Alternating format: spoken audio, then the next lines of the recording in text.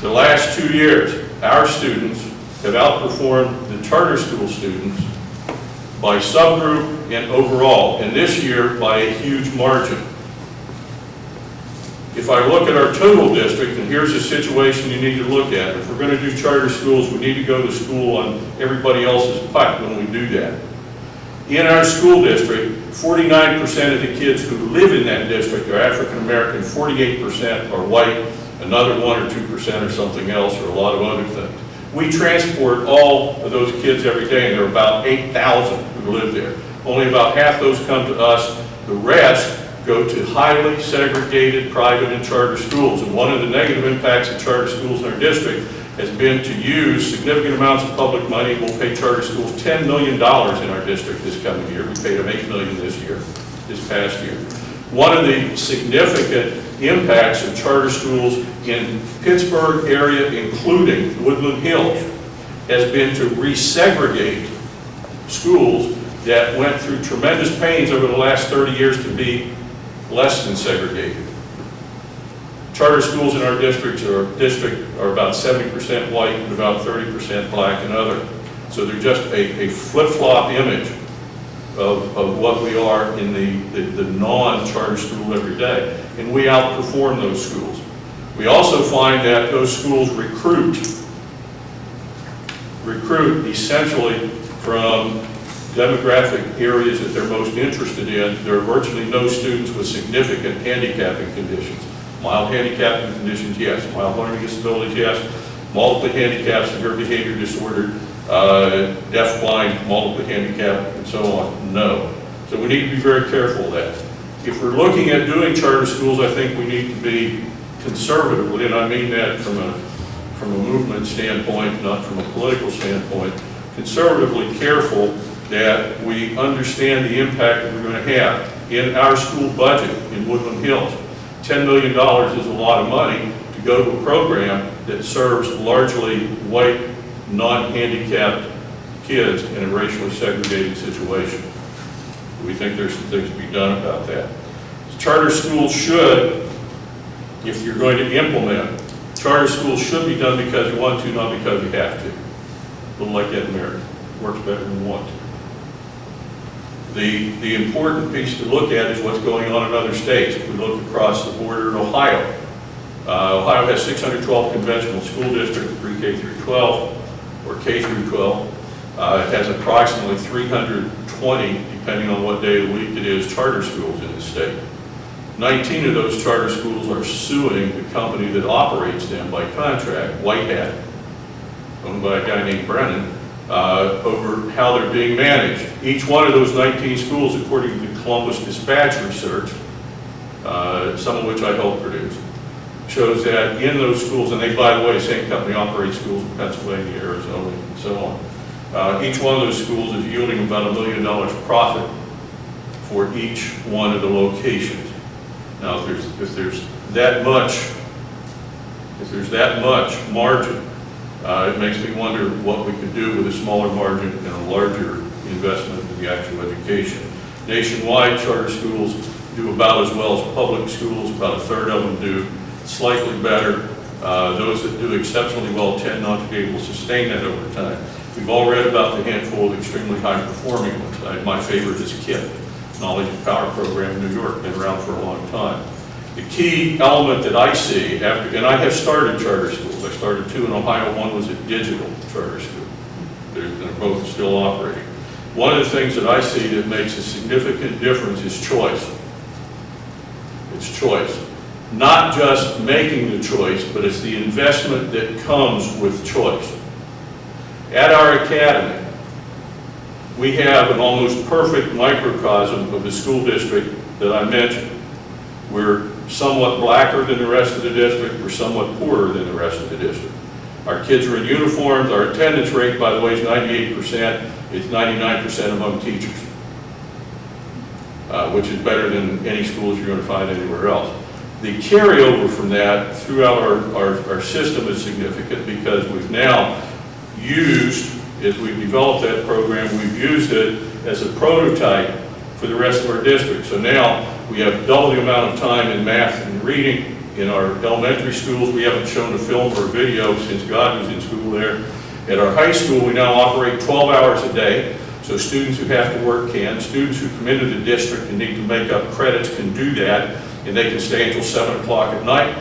Students who want to work ahead can do that. We also are now sending our kids to college at Point Park University and at two-year colleges in the Pittsburgh area on our nickel as early as the 10th grade so that they have the choice to begin to move. If we're going to think about improving public education, including charter, we need to think about education in a pre-K through 16 model. As much as charter schools, public schools, all schools give lip service to differentiated instruction, we still graduate almost all kids on the same day in June when we're about 18 years old. We have a program too where we keep kids in the oven until they're baked all the way through. If you're not ready to leave high school at about 18 in June with your friends, you can still walk through even if you qualify for a diploma. You put it in the bank, you can have your party and get your card and $50 a man fanny or whatever else you do at graduation.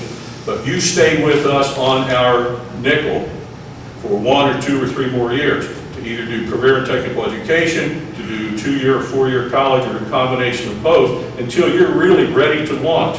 I want you to be a successful graduate, go out, make a lot of money, be happy, pay a lot of taxes, and support me in the nursing home, because what I see in Washington, that's a decreasing probability from the government. Career technical education, I want to mention that. Almost no charter schools do career tech. We have some STEM schools around, and you all know about STEM and all that, but we really need to do a better job. West Virginia has an excellent career technical education program. It needs to run through age 22, which it already can. I'm a former career tech director in this state and have some affinity for it. What breaks my heart every year is that the H-1B visa program gets expanded by Congress so that we go offshore and bring people in here to do the jobs that we know how to train them to do, jobs that go begging, the jobs that you see in the Sunday paper asking for people with specific skills, and 2/3 of those, by the way, are in healthcare. We already know how to do that and do it well. But we tend to think of career and technical education as some sort of second-rate operation, when in fact it is not. I want to mention the West Virginia Access Center for Higher Education. It's my understanding the governor says he wants more kids to go to college. In 1993, we began the Ohio Appalachian Center for Higher Education, funded by the Appalachian Regional Commission. Harvard University indicated it's one of the top 20 government programs that actually works. And at that time, the college going rate was 14% in Ohio. Today, in the Appalachian region of Ohio, it's 74%. We have that capacity in West Virginia if we use it a little more. I think the governor still owes us $250,000 to go over to Bluefield to the WVACHE. Promised that we haven't gotten it yet. We put more kids into college appropriately, have them stay longer, retention rates higher, they're more prepared than any other program in the state. We can turn that rheostat up anytime we choose to do it for relatively little money. I would like to see us chartering schools in West Virginia that match what the community needs are. If we're going to be blackmailed into doing charter schools by the folks in Washington, let's do it right. Let's take a look at what works and what doesn't work. This is not about doing another school for white kids with money. This is about developing year-round learning for all kids and putting some prototypes in place that can demonstrate that. And I strongly suggest that we're going to go down that road. We take a look at chartering those first at universities, at colleges, where we have a strong critical mass of educators and educational leaders who know what works and what doesn't work. We're just like Lindbergh in the P-38. We have the capacity within our mechanism right now, within the machinery that we have now, to do a 50% improvement in the range and the mission critical capability.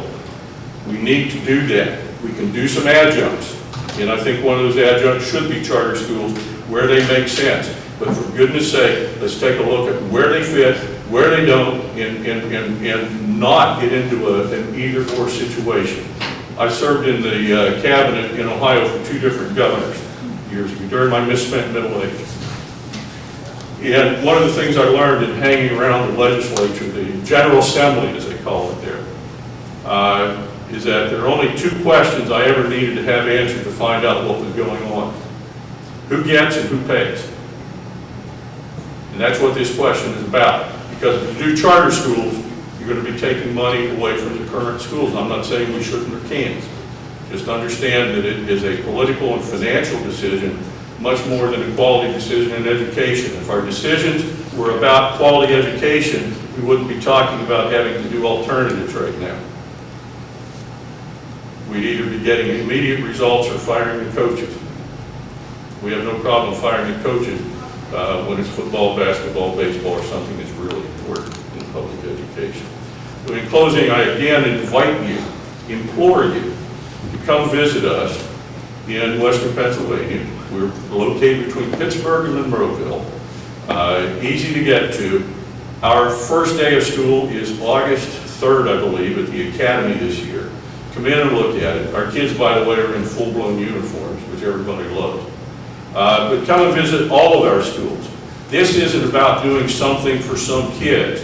This is about a way to do what we know how to do for all kids. The last thing I'll tell you, and then I will close. Someone earlier mentioned, someone smarter and more capable mentioned, that there is a cumulative positive growth effect in charter schools compared to other schools.